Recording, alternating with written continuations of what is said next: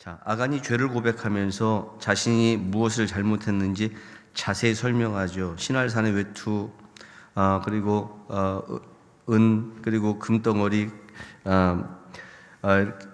금덩어리를 보고선 어떻게 했어요? 가지고자 하는 욕망이 생기죠. 그러니까 여기 보면 보고 탐내어 가졌나이다 이렇게 이야기하죠. 보고 탐내어 가졌다. 자, 여기 보면 보고 탐내어 가졌다라고 이렇게 이야기하는데, 봤다, 탐냈다, 가졌다, 세 가지잖아요. 그죠? 세 가지. 세 가지로 우리가 귀결해서 볼 수 있는데, 우리 눈으로 보는 것이 유혹이 될 수 있고요. 그것이 탐낸다는 것은 우리가 묵상하게 되는 거죠. 내가 봤는데 가지고 싶다. 묵상하게 되면 결국 그것을 어떻게 돼요? 행동으로 옮기게 되는 것이죠. 그래서 죄라고 하는 것은 우리가 그냥 한 번에 들어오는 것이 아니라 우리의 눈을 통해서 유혹하며 들어옵니다. 유혹하며 들어오고, 그 유혹을 우리가 떨쳐버리면 되는데, 유혹을 떨쳐버리지 못하고 그것을 묵상하게 되면, 그 유혹을 묵상한 그 순간에 우리는 뭘 하게 되냐면 행동하게 되는 것이죠. 그래서 그것이 죄가 되는 것입니다. 그러니까 유혹을 묵상하면 죄를 낳게 되는 줄 여러분 기억하시기 바랍니다. 그래서 오늘 아간이 고백하는 이 고백을 보면 보고 탐냈고 또 가졌다. 이 세 가지 행동은 요한일서에 기록하고 있는 육신의 정욕과 안목의 정욕과 이생의 자랑, 비슷하죠. 많이 유사합니다. 창세기에도 보면 에덴 동산에서 그러죠. 선악을 알게 하는 나무의 실과를 따먹은 그 과정을 보면, 따먹는 그 과정을 보면 아담과 하와가 어떻게 해요? 하와가 그 열매를 보니, 이렇게 하죠. 보니. 그 열매를 보니 먹음직도 하고 보함직도 하고 지혜롭게 할 만큼 탐스럽기도 하다.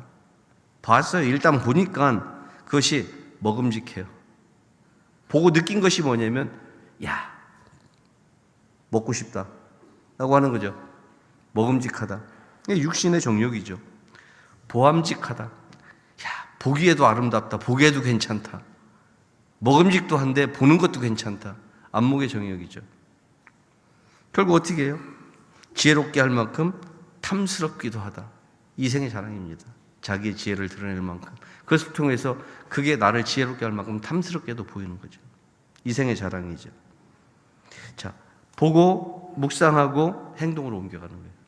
그러니까 성도는 유혹을 받게 될 때 그 유혹을 묵상하면 안 됩니다. 자, 예수님께서 그 말씀하셨죠. 예수님께서 너희가 여인을 보고 음욕을 품는 자마다 간음하였느니라 이렇게 말씀하셨어요. 그러면 그거를 여러분 어떻게 그것을 규정할 수 있을까요? 보고 음욕을 품었다. 이걸 어떻게 우리가 규정을 할 수 있을까요? 누구나 예쁘게 생긴 사람들을 보면, 잘생긴 사람들을 보고, 남자들도 괜찮게 생긴 사람들을 보면, 남자가 남자를 봐도 괜찮게 생긴 사람을 보면 멋있다, 괜찮다 이렇게 보여집니다. 그러니까 남자가 여자를 볼 때도 그렇고, 여자가 남자를 볼 때도 그렇고, 여자가 남자를 볼 때도 그렇고, 여자가 여자를 볼 때도 그렇고, 다 그래요. 볼 때 예쁘고 괜찮으면 우리는 괜찮다라고 이렇게 봅니다. 그런데 중요한 건 뭐냐면 그걸 보면서 다시 돌아보고 묵상하면 안 된다는 거예요. 예수님께서 말씀하시는, 저는 그렇게 이해를 했어요. 예수님께서 말씀하시는 보고 음욕을 품는 자라고 이야기하신 그 주님의 말씀이 우리가 다시 바라보면서 묵상하게 되는 거예요. 야, 괜찮다 해서 한 걸음 더 나가는 거죠. 돌아보면서 한 걸음 더 이게 음욕을 품게 되는 것이죠. 결국은 그렇게 되면 죄가 되는 거죠. 그러니까 성도는 유혹이라고 하는 것 앞에서 뒤돌아서서 유혹을 묵상할 때에 죄의 행동을 만들어내게 되는 것입니다. 그래서 우리는 유혹을 떨쳐버리는 자들이 되시길 주님의 이름으로 간절히 축원합니다. 그래서 보면 아간은 시날산의 아름다운 외투 한 벌과 은이 200세겔과 무게가 50세겔 되는 금덩이 하나를 보자 안목의 정욕이 일었고, 그것을 탐하자 육신의 정욕이 발동했고, 마지막으로 그것을 가지자는 이생의 자랑이 그를 지배하게 되는 것이죠. 사람은 대부분 같은 과정을 겪습니다. 이 보고 탐내고 그것을 가지고자 하는 그 탐심에 지배를 받게 되는 것이죠. 거의 비슷한 과정을 겪어서 죄의 길로 가게 되는 것입니다. 자, 여리고성 전투에서 획득한 것은 하나님께 구별된 것이었기 때문에 하나님의 창고에 드려야 한다고 하나님께서 말씀하셨어요. 근데 그는 지켜야 될 규례였었어요. 지켜야 될 법이었었어요. 여리고성 전쟁을 하면서, 여리고성 전투를 하면서. 그런데 아간이 그걸 몰랐을까요? 아니, 알았어요. 어떻게 알았어요? 이미 여호수아가 다 선포한 사실이기 때문에. 그런데 알고도 어떻게 했어요? 알고도 그것을 갖다 감췄다는 것이죠. 그러니까 법을 알고도 위반한 것이죠. 법을 알고도. 아간은 훔친 보물들을 오늘 본문에 보니까 자기 장막 안에 감추었는데 장막에 땅을 파고선 장막 가운데 땅을 파고서 거기다 감췄습니다. 자, 그 금지된 보물을 숨기기 위해서 구덩이를 팠죠. 뭐 그 구덩이를 장막에서 구덩이를 파는데 가족들이 못 봤을까요? 봤겠죠. 어쨌든 어쩌면 가족들은 아간의 비밀을 감춰주는 것이 죄를 폭로함으로 주변에 있는 많은 사람들에게 소외당하는 것보다 그게 낫다라고 생각했을 수도 있어요. 우리가 스스로 판단하기를 하나님의 말씀을 우리가 외면하고 왜곡시켰는데 그것으로 인해서 우리가 사람들로부터 질타를 받게 되고 비난을 받게 되는 것이 두려워서 그것을 감추는 것이 낫다라고 생각할 때도 있다는 거예요. 그런데 여러분, 그걸 감춘다고 감춰지는 게 아닙니다. 하나님은 그 이후에 보면 아간의 그 가족들이 아간의 죄를 감춰주는 것이 어떻게 보면 이스라엘 백성으로서 더 명예로울 수 있다라고 생각했을 수도 있겠지만 그 장막에서 발견된 물건들이 그 진실을 이야기해 주죠. 자, 보면 묵인된 그 물건들이 어디서 나오면 그 장막의 중앙, 그 장막 가운데에 있는 땅 속에서 나옵니다. 아간은 잘 감췄어요. 집 안에 땅 파고 거기다 하고 그 위에다가 카페트 깔고 해서 구덩이가 안 보이게 잘 감췄죠. 감추는 것까지는 기술적으로 잘 감췄습니다. 근데 성경에 보면 뭐라고 말하냐면 사무엘상 16장 7절 말씀 보겠습니다. 보면 뭐라고 말씀합니까? 여호와께서 사무엘에게 이르시되 그의 용모와 키를 보지 말라. 내가 이미 그를 버렸노라. 내가 보는 것은 사람과 같지 아니하니 사람은 외모를 보거니와 나 여호와는 중심을 보느니라. 자, 사울에 대해서 이야기하실 때 사울의 키와 사울의 용모와 사울의 모든 것을 다 이미 버리셨다. 그러면서 하나님은 그가 잘생기고 그가 키가 크고 그가 왕이 될 만한 그러한 그 모습을 겉모습을 갖추고 있는 것 거기에 집중하지 않으신다. 하나님은 어디를 집중하세요? 중심에 집중하신다. 이렇게 말씀하셨습니다. 그리고 시편 51편 6절의 말씀에 보면 그렇게 말씀합니다. 보소서 주께서는 중심이 진실하심을 원하시오니 내게 지혜를 은밀히 가르치시리이다. 주님은 뭘 원하세요? 중심이 진실한 것. 중심이 진실한 것. 오늘 아간이 감추고 있는 그것이 아간은 잘 감췄다라고 생각했지만 하나님은 뭘 보고 계세요? 아간의 중심을 보고 있습니다. 아간이 무엇을 한지를 다 보고 계시다는 것이죠. 오늘 우리가 기억해야 될 것이 그것입니다. 여호와는 중심을 보시고 주님은 중심이 진실함을 원하신다. 여러분, 오늘 우리가 예배하는 자로 주님 앞에 부름을 받았습니다. 이 자리에 앉아있는 우리에게 주님이 원하시는 것은 우리의 예배의 형식이 아니라 우리가 하나님 앞에 앉아있을 때 하나님 앞에 드려지는 우리 마음인 줄로 여러분 믿으시기 바랍니다. 이 마음의 중심이 하나님 앞에 드려지는 여러분들이 되시기를 주님의 이름으로 간절히 축원합니다. 하나님은 인생들의 모든 것을 보고 계시다는 것이죠. 다 보고 계시고, 그래서 우리의 중심이 진실함으로 하나님께 나갈 때 하나님께서 우리를 받아주시고 우리에게 은혜를 베푸시는 것입니다.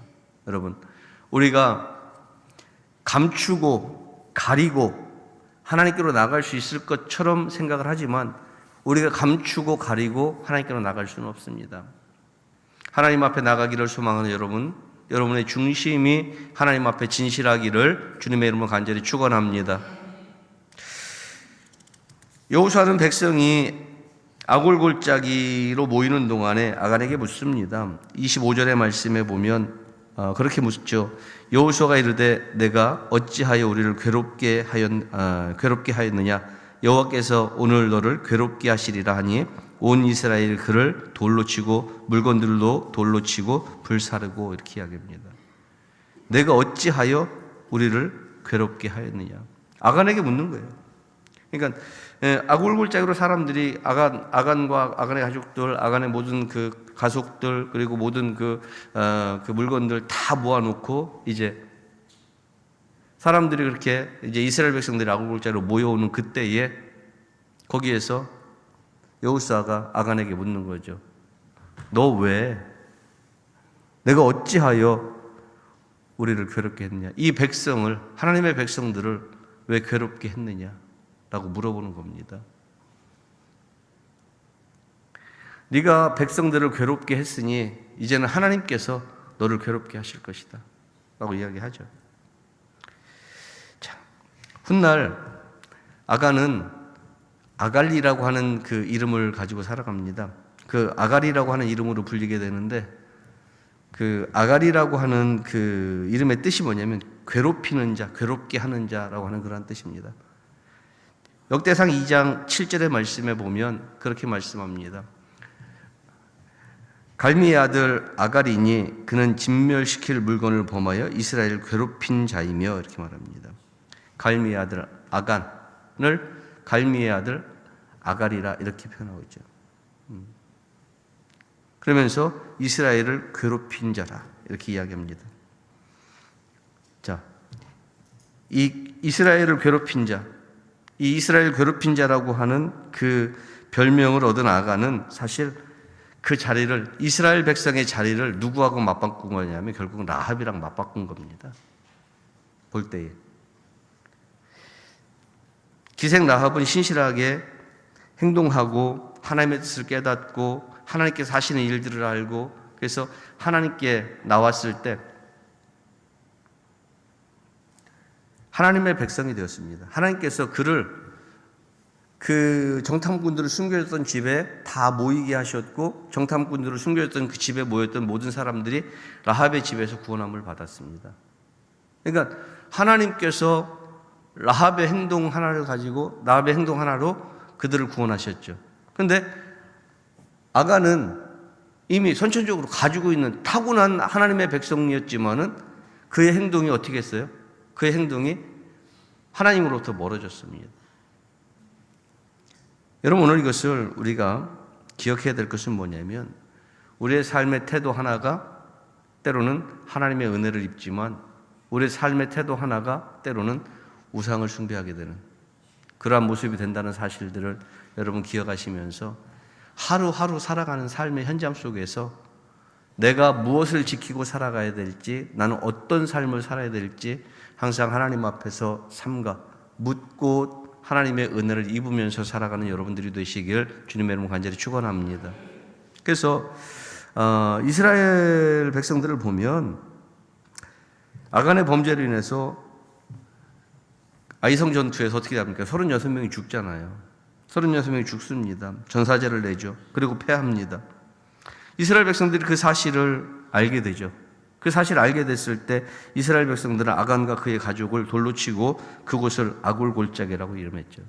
오늘 보면 공동체 모두가 나서서 어떻게 했어요? 이스라엘 가운데 벌어진 죄를 바로잡는 책임을 수행하고 있는 것이죠. 여러분, 교회라고 하는 곳은 그겁니다. 교회라고 하는 곳은 누군가가 잘못된 길로 가고 있을 때 교회는 그 잘못된 길에서 돌아올 수 있도록 그를 바로 잡아줘야 되는 줄 믿으시기 바랍니다. 이게 교회의 역할입니다, 여러분. 그들을 보면 모든 것을 다 불살라버리고 불길에 휩싸인 아간과 그의 가족과 가축과 훔친 물건들 순식간에 다 잿더미로 만들어버리죠. 이스라엘은 그 잿더미에 쌓인 그 돌무더기를 악행의 기념비로 삼습니다. 그래서 어떻게 해요? 하나님의 말씀을 거역하는 자들에게 경고성 메시지를 주는 것이죠. 그걸 가지고. 자, 여호수아서 7장 26절을 보면 마무리가 어떻게 되냐면 이렇게 됩니다. 여호수아서 7장의 마무리가 그 위에 돌무더기를 크게 쌓았더니 오늘까지 있더라. 여호와께서 그의 맹렬한 진노를 그치시니 그러므로 그곳 이름을 오늘까지 아골골짜기라 부르더라. 잘 못 여러분들이 잘 이해를 못하신 것 같아가지고 같이 한번 천천히 한번 읽어봅시다. 뭘 의미하고 있는지. 시작. 그 위에 크게 쌓았더니 오늘까지 있더라. 여호와께서 그의 맹렬한 진노를 그치시니 그러므로 그곳의 이름을 오늘까지 아골골짜기라 부르더라. 여기 핵심이 뭐예요? 여기 핵심이 돌무더기를 크게 쌓았다? 오늘까지 그 돌무더기가 있다? 그게 핵심이 아니에요. 그로 인하여서 여호와께서 뭘 그치셨다? 여호와의 진노를 그치셨다는 것이죠. 여호와의 진노를 그치셨다. 맹렬한 진노를 그치셨다. 자, 이 말씀을 왜 드리냐면 훗날 이것이 새로운 약속을 가지고 옵니다. 아골골짜기가 새로운 약속을 가지고 옵니다. 호세아서 2장 14절로 15절 말씀을 우리 한번 같이 보겠습니다. 호세아서 2장 14절 15절 말씀 같이 봅니다. 시작. 그러므로 보라 내가 그 타임 거기서 비로소 그의 포도원을 그에게 주고 아골골짜기로 소망의 문을 삼아주리니 그가 거기서 응대하기를 어렸을 때와 애굽 땅에서 올라오던 날과 같이 하리라. 아멘. 아골골짜기를 무슨 문으로 만들어준다고 그래요? 소망의 문으로 만들어요. 아골골짜기는 죄를 범한 자들, 그들을 징계하고 그들을 징계하고 그들을 온 가족을 돌무더기로 만들어 버렸던 그런 골짜기입니다. 다 태워버리고 불사르고 돌무더기로 만들었다. 그래서 죄를 짓는 자들이 그 돌무더기를 보면서 경고를 받았던 그러한 무더기입니다. 그런데 그 아골골짜기를 하나님이 뭐라고 말씀하냐? 호사에서에 보면 그 아골골짜기로 무슨 문을 만들어주겠다? 소망의 문을 만들어주겠다. 그 말씀. 아간이 온 이스라엘을 곤경에 몰아놓고 나서 죽음으로 죄값을 치른 바로 그곳이 언젠가는 뭐가 돼요? 소망의 문이 될 거예요. 거기에서. 왜냐하면 죄의 삭은 사망이고 하나님의 은사는 영생이기 때문에 그렇습니다. 자, 그 아골골짜기에서 하나님은 이스라엘 백성들에게 다시 한번 소망의 문을 열어주십니다. 그 죄의 삭을 통해서 하나님의 은사가 다시 이스라엘 백성들에게 돌아오게 되는 것이죠. 하나님의 은혜가. 자, 하나님은 불법적으로 물건을 취한 아간과 달리 인생들이 생각하지 못한 선물을 준비해 놓으시죠. 아간은 불법적으로 물건을 취함으로 말미암아서 죄에 대한 경고의 무덤을 만들었습니다. 그런데 하나님은 인생들이 죄로 인하여 고통받고 있을 때 우리 인생들에게 아들이라고 하는 생각지도 못한 선물을 우리에게 준비하십니다. 예수 그리스도라고 하는 그 아들을, 그의 생명을 우리를 위해서 준비시키신다는 것이죠. 그리고 그 아들을 통해서 우리를 구원하시기 위해서 하나님은 아들을 이 땅으로 보내주시는 것이죠. 여러분,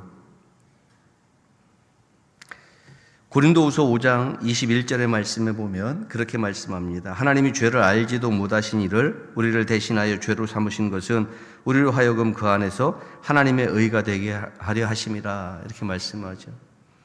아골골짜기의 경고의 메시지가 이제는 하나님의 은혜로 우리에게 찾아오고 있죠.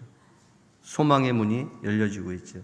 호사에서에 기록된 것처럼 아골골짜기를 소망의 문을 삼겠다라고 말씀하신 그 아골골짜기를 예수 그리스도를 통해서 소망의 문으로 열어주셨다는 것입니다. 여러분, 아간은 이스라엘에 대한 하나님의 맹렬한 진노를 그치게 하기 위해서 자기 죄값을 치렀습니다. 자기 죄값을. 그래서 자기 죄값을 치름으로 하나님의 진노가 그 7장 마지막 26절에 보면 그쳤다라고 이야기합니다. 그런데 중요한 것은 뭐냐면 아간은 그렇게 자기의 죄값을 위해서 자기의 죄값을 치렀지만은 예수님은 고린도후서 5장에 보면 죄를 알지도 못하시니라 이렇게 말씀하죠. 죄를 알지도 못하신 그분이 우리를 대신해서 죄인이 되어서 이 땅으로 오셨다는 것입니다. 여러분, 예수님이 이 땅에 오신 이유는 딱 한 가지입니다. 뭐예요? 인생들을 하나님과 화해시키기 위해서, 하나님과 화목하게 하기 위해서. 여러분 어떻습니까? 우리는 죄로 인하여서 하나님과 멀어졌던 자들입니다. 더 이상 하나님의 은혜 아래 거할 수 없었던 자들. 그런데 하나님께서 아들을 우리에게 보내주심으로 말미암아서 소망의 문을 열어주시고 그 소망의 문으로 들어오는 자들을 하나님과 화목하게 하셨다는 것이죠.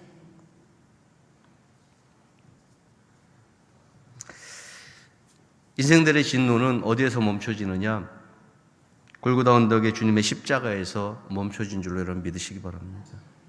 그래서 주님이 십자가에서 당신을 내어주심으로 인생들이 죄를 향한 하나님의 진노가 멈춰지는 것입니다. 그래서 거기에서 소망의 문이 열려지는 것이죠.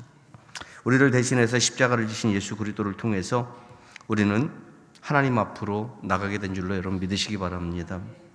예수님의 이름을 의지하고 믿음의 고백을 가지고 하나님과 화해하는 자리로 우리는 나가게 됩니다. 여러분, 우리가 하나님과 화해하지 않으면 우리의 인생은 아무 쓸모없는 인생이 되고 맙니다. 예수님은 우리를 위해서 이 땅에 오신 목적이 딱 한 가지입니다. 우리를 하나님과 화목하게 하는 것입니다. 저와 여러분들이 예수 그리스도를 믿고 구원받은 백성으로 이 땅에 서서 교회 공동체라고 하는 연무양문교라고 하는 교회 공동체의 일원으로 교회 안에 있고 또 나를 부르신 하나님의 은혜로 내가 교회가 되어서 교회로서 이곳에 있습니다. 여러분, 교회로서 하나님과 어그러짐이 없고 하나님과 화목하는 예수 그리스도를 통해서 하나님과 화목함으로 하나님의 은혜 안에 살아가는, 그래서 2026년도가 여러분들에게는 정말 하나님과의 관계를 회복하고 화목해야 하는 그러한 2026년도 그러한 삶을 살아가는 여러분들이 되시기를 주님의 이름으로 간절히 축원합니다. 기도하겠습니다. 거룩하신 우리 아버지 하나님, 은혜를 감사합니다. 죄의 싹은 사망이라고 했습니다. 우리에게 오는 유혹을 아버님 묵상하지 않게 하시고 유혹을 물리치고 죄로부터 벗어나는 저희들을 되게 인도하여 주시옵소서. 악을 골짜기를 소망의 문이 되게 하시리라 약속하셨던 주님의 그 약속을 저희들이 아버지며 골고다 언덕의 십자가에서 저희들이 바라봅니다. 하나님, 우리를 하나님과 화목하게 하기 위해서 이 땅에 오신 주님, 그 주님의 손을 붙잡고 2026년도에는 하나님과 화목한 삶을 사는 저희들 되게 인도하여 주시옵소서. 감사를 드립니다. 예수님 이름으로 기도하옵나이다. 아멘.